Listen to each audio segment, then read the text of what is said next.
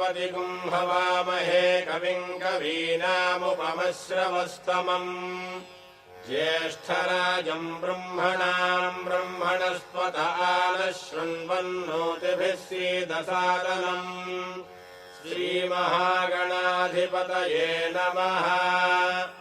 अस्य श्रीरुद्रस्य प्रश्नस्य अघोर ऋषिः अनुष्टुप्छन्दः सङ्कर्षणमूर्तिस्वरूपो योऽसावादित्यः परमपुरुषः स एष रुद्रो देवता अग्निक्रतुजरमायामिष्टकायागुंसतरुद्रीये जपाभिषेके विनियोगः।